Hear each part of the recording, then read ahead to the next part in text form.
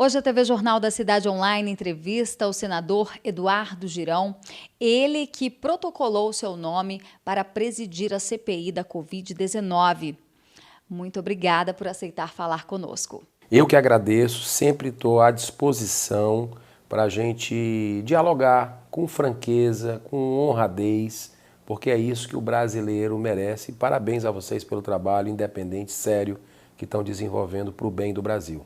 Senador, o senhor então confirmou seu nome na disputa para a presidência? Um sentimento de justiça, né? Porque algo estava sendo montado, um acordão, né? Que não é bem visto para a população, acordão dentro de Congresso Nacional, ainda mais com cartas marcadas definindo quem vai ser presidente e quem vai ser relator.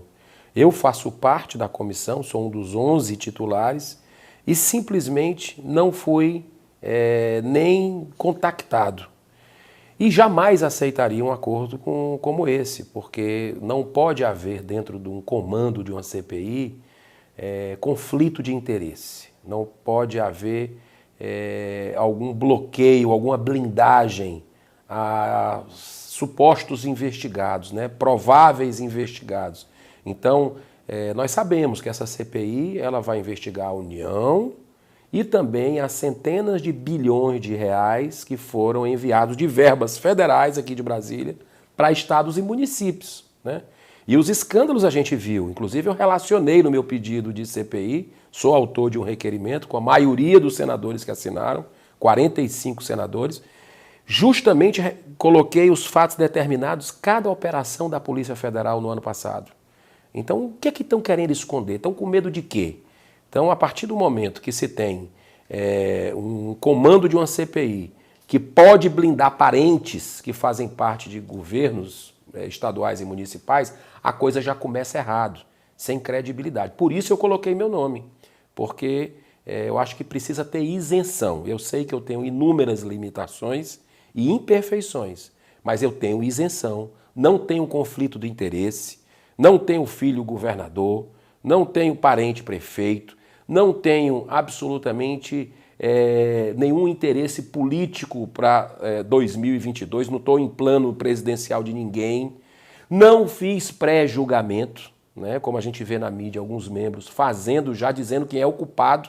Então, para que CPI? Por isso eu coloquei meu nome, porque o presidente da CPI, ele é quem escolhe o relator, né? Ele é que designa esse... E o relator é a alma ali da CPI, porque ele é que vai fazer o relatório dizendo o que aconteceu e o que não aconteceu. Então, a população reagiu, e eu sou muito otimista com relação a isso. A população começou a ver os nomes do acordão e já partiu para tuitaço, já partiu nas redes sociais de todos os senadores, dizendo que é uma coisa íntegra, é uma coisa séria, porque senão essa CPI vai enveredar para palanque político eleitoral, né?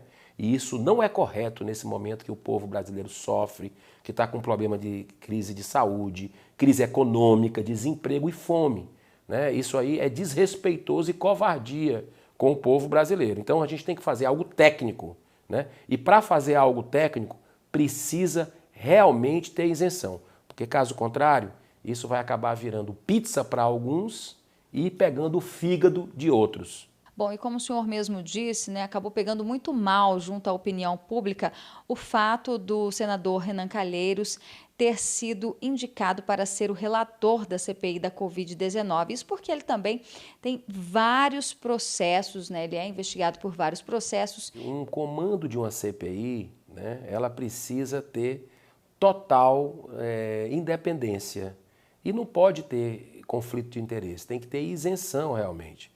Então a população brasileira ela não está aceitando esse acordão que trouxe esses nomes para a presidência e para a relatoria.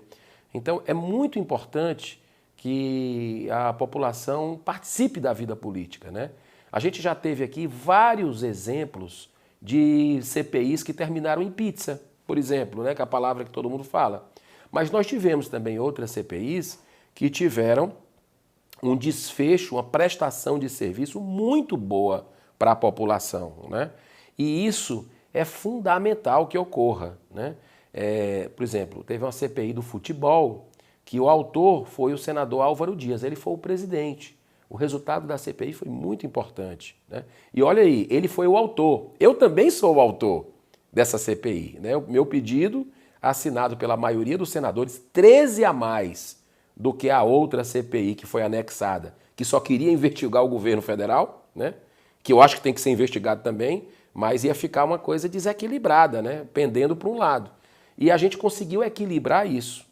Mas a gente percebe nesse acordão que foi feito que o objetivo não é investigar governadores e prefeitos, né? As centenas de bilhões de reais que foram enviadas do governo federal para lá. O objetivo não é esse. Se você pegar o plano de trabalho deles, eles minimizam isso, né? E a sociedade quer toda a verdade. Ela não quer uma parte da verdade. Então é por isso que eu coloquei o meu nome à disposição, para que a gente tenha algo com lisura, com ética, né?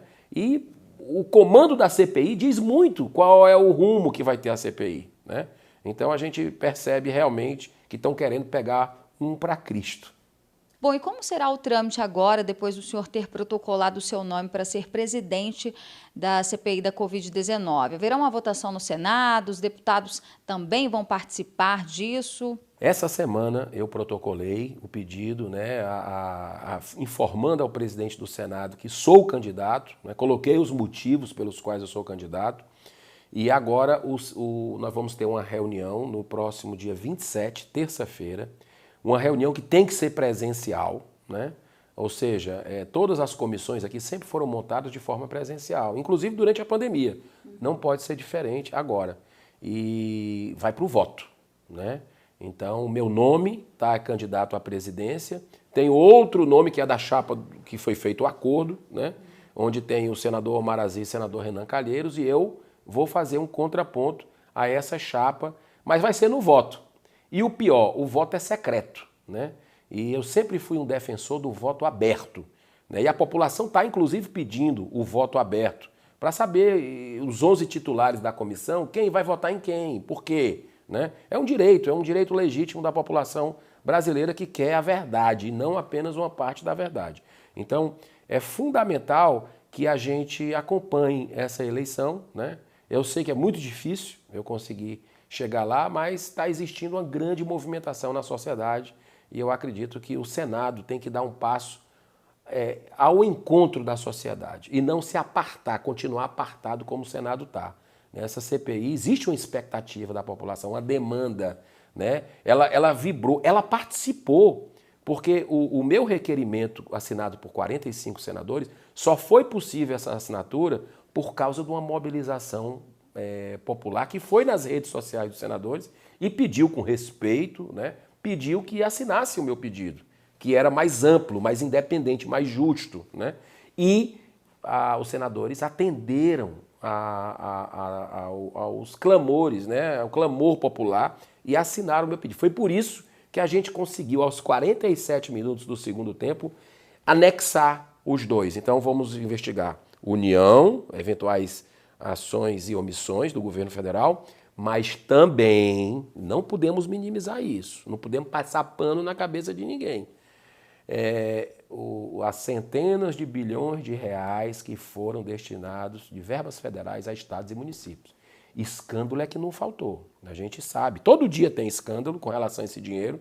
Eu relacionei aí de quase 20 estados da federação operações da Polícia Federal. A Polícia Federal é uma das entidades mais acreditadas do Brasil hoje, respeitadas pelo povo brasileiro. E eu relacionei no meu pedido esses escândalos de desvio, de suposto desvio. E é isso que eu quero saber, né? Como também tem o próprio consórcio Nordeste, que é uma reunião de governadores do Nordeste brasileiro que compraram, que eu quero entender, aqueles 300 respiradores da indústria da maconha, né? Até hoje não receberam, é o calote da maconha.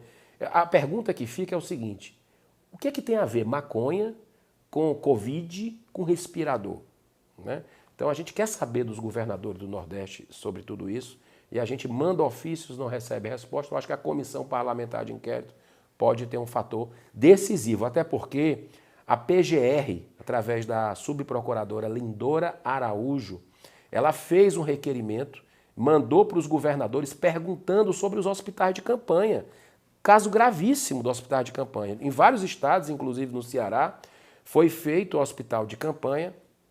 E aí, olha que interessante, que curioso que aconteceu. Quando começou a chover denúncias, esse hospital de campanha lá em Fortaleza, que foi gasto quase 100 milhões de reais, agora, no período que a população mais precisa, porque não tem UTI, todo mundo sabia que ia ter a segunda onda, não tem o hospital, ele evaporou, né? Ou seja, da noite para o dia eles fecharam o hospital, desmontaram o hospital que era no estádio municipal. Então, por que isso? Né? Isso para mim, é algo muito grave que precisa ser. E a procuradora Lindora, que é lá da PGR, pediu aos governadores informações. E parece que as informações vieram bem completas e que deixaram muito a desejar, e a gente vai querer entender sobre isso. É um dos requerimentos que eu vou fazer, chamar a procuradora Lindora aqui no Senado Federal para falar sobre esses casos dos governadores. Alguns parlamentares têm se manifestado contra a realização da CPI da Covid-19 agora, nesse momento, sob o argumento de que o próprio STF não tenha retornado às atividades presenciais e isso pode prejudicar o andamento da CPI. O senhor concorda com isso? Isso pode acabar, de fato, atrapalhando até mesmo o combate à pandemia? Olha, eu acredito que uma CPI precisa ser presencial, precisa ter condições sanitárias, né? Porque nós temos aí... Como é que você vai fazer uma cariação? Vai botar um celular de frente para o outro? Como é que é? E se cair o sinal? Então, tem certos procedimentos dentro de uma comissão parlamentar de inquérito que de forma presencial funciona melhor. Eu sei que são outros tempos, né, que a gente vive, mas mesmo assim não tem como não ser presencial em alguns momentos dessa CPI. Outros talvez a gente possa com a tecnologia ir agilizando, tá certo? Agora eu repito, a gente tem que ter muito cuidado para que essa CPI ela não seja um desrespeito, uma covardia com o povo brasileiro, numa véspera da eleição como a gente está, o ano que vem já tem eleição, se fazer palanque político. E o primeiro pedido de CPI, que era só para focar o governo federal, ações e omissões, já mostrava que veio, tá certo? Tanto é que quando o senador Randolfo Rodrigues veio trazer para eu assinar no plenário, pedir minha assinatura, eu disse, peraí, deixa eu ler aqui. Ótimo, muito bem, mas está faltando aqui também inclua estados e municípios, que a gente sabe que receberam centenas de bilhões de reais, precisa, e tem escândalo, todo dia a gente vê na TV. E ele disse, não, já está montado, já está tudo pronto aqui, já pegando a assinatura, não dá para mudar o escopo. Aí eu disse, então tá bom, então agora eu vou fazer. Tanto é que o meu pedido de CPI foi no dia 2 de março, lá atrás, há mais de um mês e meio atrás. Ou seja, a gente já tem essa coerência, essa ideia de que se tem que investigar todo mundo. Agora, por isso que eu digo, a gente vai precisar ter muita responsabilidade com o país, porque estamos em plena pandemia, né, ainda. Vidas estão sendo perdidas, sofrimento de muitas famílias. Então, a gente tem que ter cuidado para fazer algo técnico e não pirotécnico. O PT e o PSOL entraram no STF com uma ação pedindo o lockdown nacional. Mais uma vez, os partidos de esquerda tentam governar por meio do judiciário. A gente lembra também que esses mesmos partidos entraram na justiça para proibir o uso de remédios de sua escolha. Da mesma forma que o Senado não se dá respeito, né, atendendo a determinações do Supremo Tribunal Federal, invadindo a competência, como eles fazem para legislar aqui sobre drogas, sobre aborto. O Supremo tem tido decisões esdrúxulas há muito tempo, precisa de um freio, né? Precisa realmente que ele perdeu totalmente a noção do bom senso. E eu acho que o Senado é conivente com o que está acontecendo, porque não dá esse freio e é prerrogativa do Senado investigar ministros do Supremo. E pedido de impeachment é o que não falta, CPI de lava-toga. Eu assinei todos, porque eu acho que a verdade precisa vir à tona. Mas o Supremo também, no meu ponto de vista, virou uma casa política, né? Então ele participa, é quase que um partido político hoje fazendo parte do jogo, né? Então, quando ele atende pedidos absurdos como esse, uma intervenção, né, irresponsável, né, porque não tem base científica nenhuma, para se fazer lockdown, não tem base científica. E na hora que você tem resultados clínicos de medicamentos que estão aí há décadas no mercado, né? Quando você tem a ciência também mostrando que a ciência não é deles apenas, a ciência existe dos dois lados, né? Os negacionistas são quem, na verdade, né? Isso é importante a gente buscar, porque eu já entrevistei em lives que eu faço aqui do gabinete em Brasília dezenas de médicos especialistas, né? Já fiz uma sessão de debates aqui no Senado e teve resistência, mas conseguimos aprovar sobre o tratamento preventivo e precoce, o tratamento imediato da Covid. E foi impressionante. Eu ouvi os dois lados, viu? O que geralmente a mídia não faz, né? A grande mídia, né? Vocês são diferenciados. Mas eu ouvi o lado que é contra o tratamento preventivo e precoce e o lado que é a favor.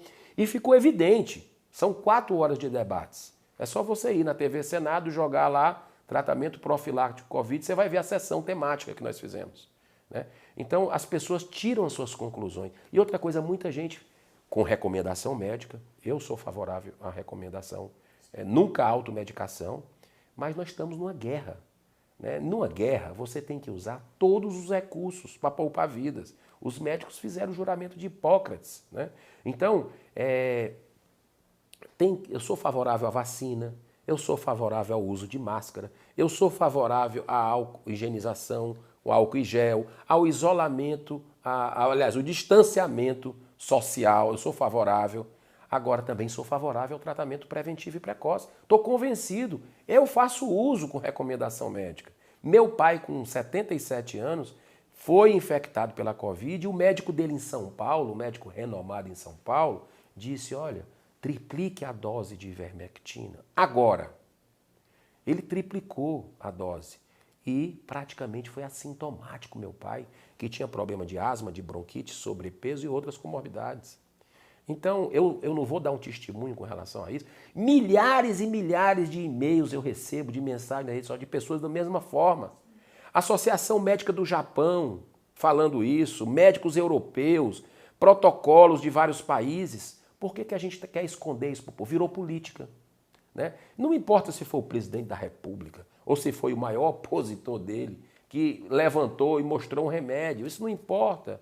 Agora, por causa disso, politizaram e não querem dar o braço a torcer, né? O que importa é salvar a vida. Deixemos a política de lado e vamos salvar vidas e poupar sofrimento. É isso que precisa ser feito. Agora, a humanidade vai mostrar quem cometeu o crime, né? Porque muitas vidas, eu não tenho dúvida, poderiam ser salvas, né? E você tem esses medicamentos aí, graças a Deus, nenhum dos médicos que vieram aqui no Senado tiveram a coragem, a audácia de dizer que faz mal esses medicamentos, como a gente vê em alguns setores da mídia, né?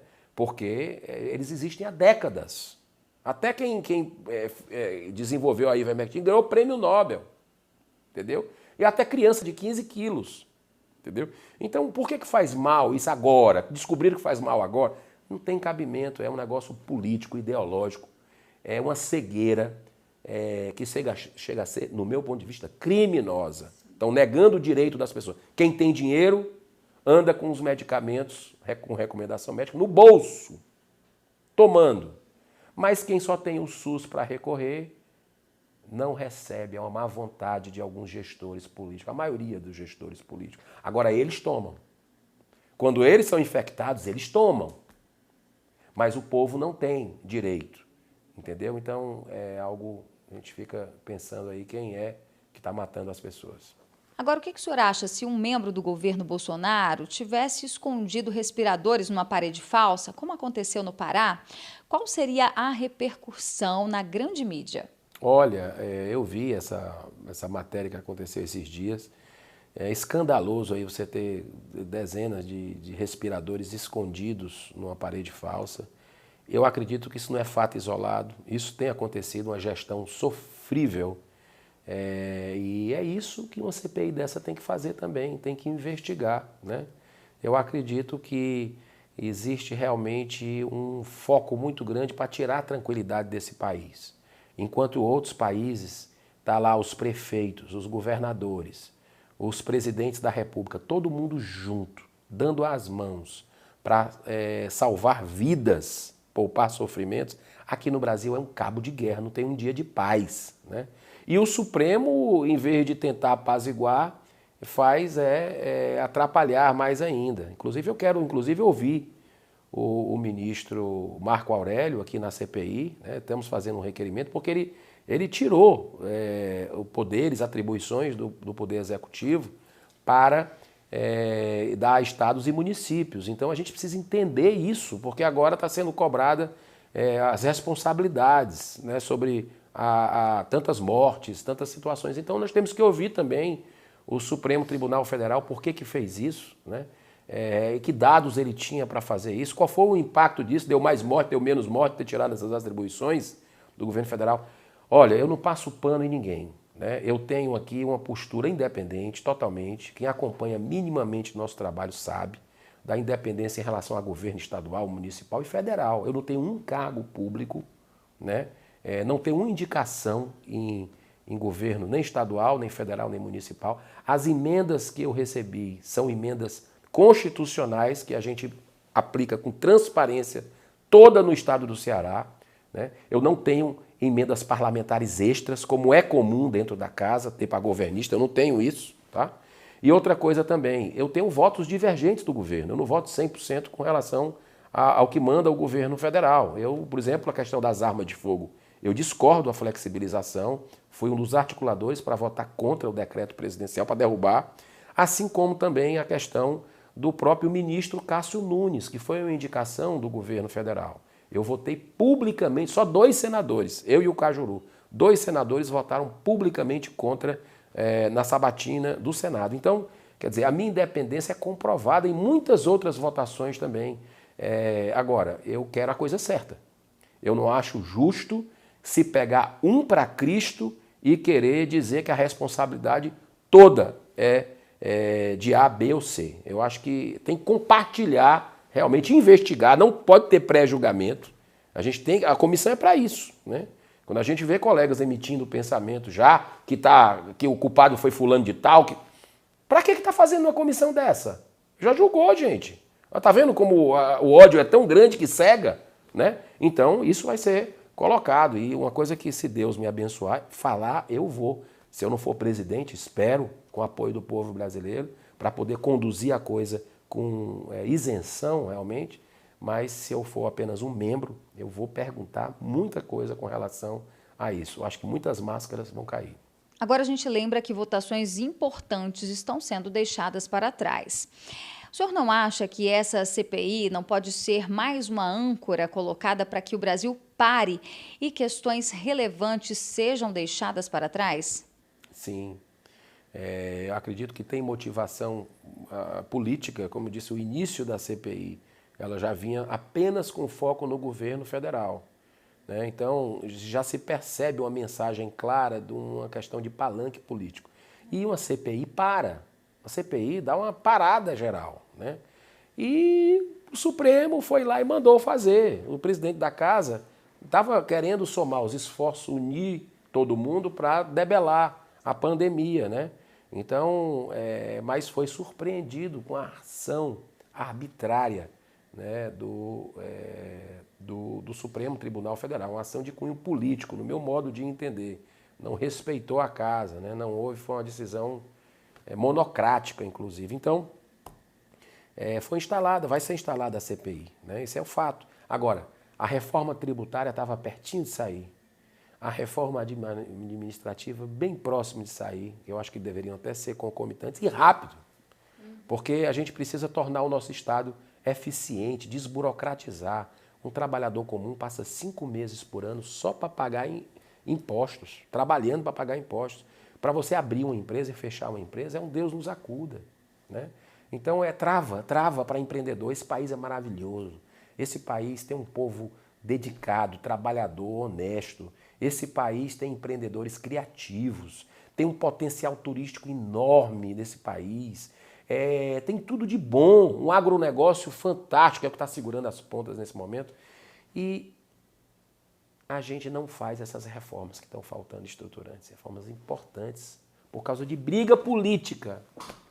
Briga política, né? Mas eu sou muito otimista e esperançoso com o país, porque vejo o povo acompanhando tudo isso. O povo está tirando as conclusões. Ele está vendo quem é quem nesse jogo aí. E eu acredito que é a verdade, que o bem, eles vão triunfar, porque Deus tem um projeto para esse país, e esse projeto é um projeto de redenção, é um projeto de progresso e de ordem para essa nação. A ministra Rosa Weber deu 5 dias para que o presidente Bolsonaro explique por que ele está judicializando ataques de jornalistas. Já não é a primeira vez que o Supremo dá prazos para o Executivo responder a alguma questão. Até onde vai o ativismo judicial? Olha, é muito grave o que está acontecendo realmente, né? São ataques em cima de ataques, né? Você pega essa CPI do fim do mundo que chama, né? Que foi um inquérito das fake news, que é totalmente arbitrário, inconstitucional e ilegal. Qualquer jurista diz isso, porque quem é que julga é a mesma pessoa que é a vítima, que é a mesma pessoa que acusa, que é a mesma pessoa que vai lá. Está errado isso abre precedente. Já tem outros órgãos aí, STJ, TCU, fazendo isso. Então isso cria uma insegurança jurídica muito grande no país. Não se respeita a Constituição. O STF é o primeiro a desrespeitar. Agora, a grande trava, eu gostaria de deixar muito claro, a grande trava hoje no país é o foro privilegiado. O fim do foro precisa acontecer. A sociedade precisa se manifestar, reagir. E olha que incrível, o Senado já fez a sua parte, o Senado já votou o fim do foro há 2 anos e meio. E está onde? Na gaveta do presidente da Câmara. Está lá há mais de 800 dias.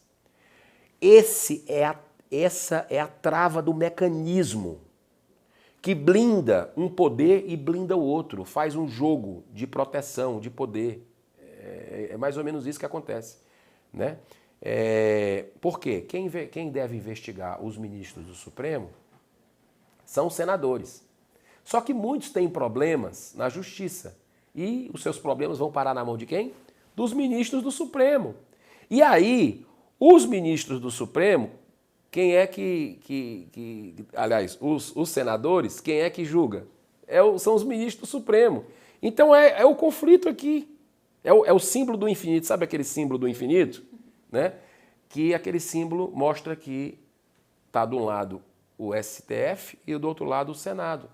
Então, enquanto a gente não tirar essa trava, não votar na Câmara dos Deputados, a sociedade se mobilizar, fim do foro privilegiado, nós queremos. Na hora que acabar os processos dos deputados e senadores, muitos que têm problemas, com seus correligionários também, né? Porque isso aí fica evidente, né? Isso vai cair para instâncias menores. E aí pronto, aí fica livre. Eu acho que vai ter uma maior legitimidade. Os senadores vão ficar com menos receio, né, os parlamentares do Supremo. E é isso que está acontecendo. Fica aquela coisa, oi, você tem um processo aqui, hein? Espera aí. É isso. Então, a gente espera que esse país, que é fantástico, eu não estou dizendo que os ministros são antiéticos, não estou falando, eu estou falando o seguinte, eu até acredito que a maioria são ministros cumpridores dos seus deveres e tudo. Mas tem alguns que têm indícios fortes, né, público e notório, e que o Senado precisa fazer o seu papel, tirar da gaveta pedidos de impeachment e CPI da Lava Toga e analisar. Aí a verdade vai vir. Agora fica esse jogo, não dá mais. A população não suporta mais esse jogo de um poder blindando o outro, protegendo o outro. É o guarda-chuva na corrupção no Brasil. Tem que acabar com isso. Progresso e de ordem para essa nação. E qual a sua opinião sobre o voto auditável? Grande parte da população não confia no nosso sistema eleitoral. O senhor acha que a população deveria acreditar ou o nosso sistema eleitoral de fato se mostra confiável? Olha, eu sou totalmente a favor, né, da verdade, né, e a questão do voto auditável é muito importante, né? Eu acho que é algo que vai trazer até mais segurança para a população, tá certo? Acreditar no processo democrático, que é o maior instrumento que a gente tem para mudar, é o voto. E está se gerando cada vez mais uma desconfiança no sistema. E por que o TSE, o próprio Supremo de novo, não quer abrir, não quer mostrar. Você vê que teve alguns anos atrás, acho que naquela época da eleição do Aécio, o PSDB pediu uma auditoria, né? E foi lá para investigar essa questão das urnas eletrônicas. E não puderam concluir, porque não foi passado dados para eles.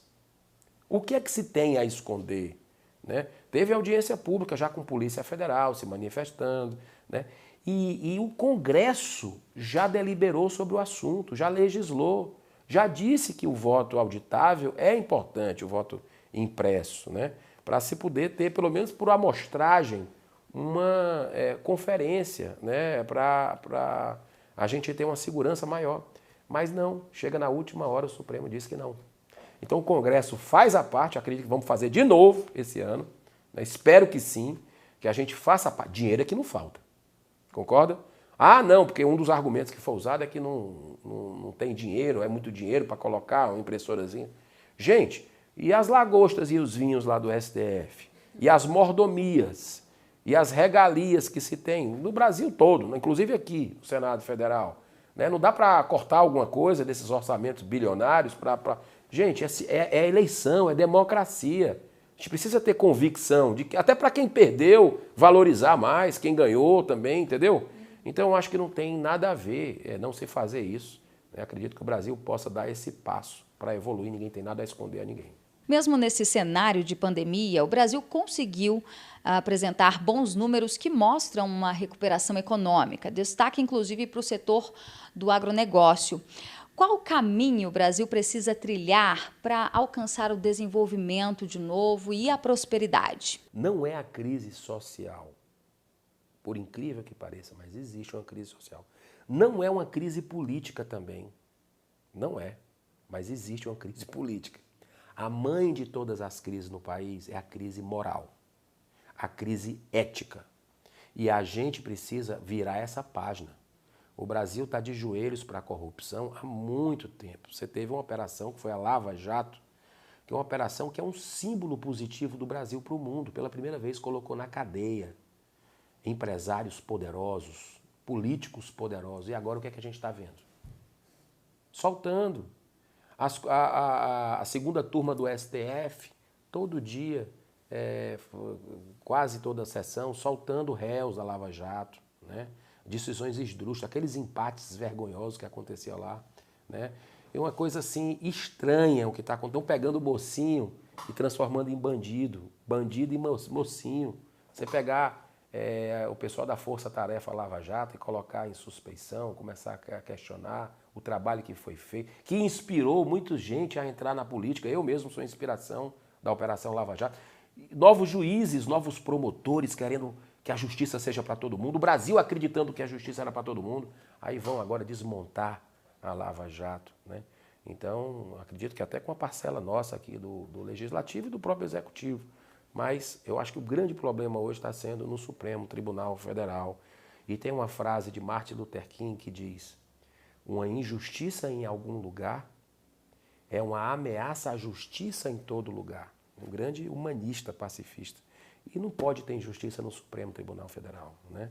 E a gente vê isso acontecendo. Então nós precisamos debelar essa crise moral e ética. E é através do fim do foro privilegiado, é através da prisão em segunda instância, que tem que retomar aqui na casa, porque o Supremo, uma vez, ele age como uma ventania que bate nas folhas. E a folha fica de um lado, vai para o outro, no outro dia está como vento, né? Mas a segunda instância está agora na nossa mão. É a gente votar aqui e deliberar. Isso aí já vai dar uma segurança jurídica. Pois esse país é sério. Esse país pode entrar na OCDE. Porque um dos problemas do Brasil hoje entrar na OCDE é o que está acontecendo do desmonte da Lava Jato, por exemplo. Né, de tudo que está acontecendo. Então nós precisamos resgatar a nossa credibilidade de um povo íntegro, de um povo trabalhador, de um povo correto, mas a classe política e também os super salários do judiciário, tudo isso, a gente acaba tendo vamos dizer, reveses com relação a isso. Mas a natureza não dá saltos. A natureza ela vai avançando devagar. Eu acredito que às vezes você vai um pouco atrás para ir lá na frente, mas o importante é a consciência cidadã. O brasileiro está consciente, está participando da vida política, está gostando de política, né? E isso a gente tem prova agora, essa CPI ia ser só observando o governo federal. O pessoal disse, mas por quê? E os estados e municípios, esses escândalos todos? E faltaram leitos, dinheiro foi, viu? Dinheiro foi demais de Brasília, isso aí eu sou testemunha. Centenas de bilhões de reais, mais de 700 bilhões, assim, chegando aí com alguns agregados a quase 1 trilhão. Então, assim, por que a gente não vai investigar, né? Então, eu acho que quando a gente chegar nessa conclusão geral e não abrir mão de conquista da sociedade, no combate à corrupção, fim do foro privilegiado, prisão em segunda instância, mandato para ministro de Supremo Tribunal Federal, a questão de CPI da Lava Toga, para impeachment, analisar impeachment, acho que tudo isso vai colocar realmente uma harmonia entre os poderes e aí o Brasil ninguém segura, né? Porque eu tenho certeza que é um país fabuloso e que tem muito a assumir protagonismos internacionais cada vez maiores. Aqui nós temos a maior nação católica do mundo, a maior nação espírita do mundo, uma das maiores nações, acho que está entre as duas, evangélicas do mundo. E todo mundo se dá bem, né? Todo mundo é da paz, né? Então é um país abençoado por Deus e é por isso que vai dar tudo certo. Vamos continuar juntos, continuar questionando, criticando, sempre na paz. Jamais da base da violência. O Supremo Tribunal Federal é importante para a democracia, sim, né? Mas precisa realmente de uma investigação democrática dentro do que está na Constituição. E eu acho que tudo isso, essas mudanças, tudo que está acontecendo, eu acho que é através do voto que a gente vai mudar, tá? Então, próximo ano tem eleições? Tem eleições para governadores, né, para deputados federais, para senadores, para presidente da República. Todo mundo está entendendo o que está acontecendo, o jogo e tudo, e o povo vai ter a liberdade para votar. E isso é muito importante, que a gente não tenha mais retrocesso. Chega de mensalão, chega de petrolão, do que fizeram com as estatais do Brasil, né? Então isso tudo é um aprendizado que a gente não pode esquecer, por mais que o Supremo Tribunal Federal faça aí retrocessos em julgamento de corruptos, e a gente está observando tudo, a população vai dar um retorno com consciência, com a graça de Deus. Senador Girão, muito obrigada pela sua entrevista. Muito obrigado, que Deus abençoe. Parabéns pelo trabalho independente, correto e sério. E estou sempre aqui, eu sei das minhas inúmeras limitações e imperfeições, não tenho a menor dúvida disso. Mas eu estou aqui querendo dar o meu melhor para o bem do Brasil e dos brasileiros. Eu sou Berenice Leite, direto de Brasília, para a TV Jornal da Cidade Online.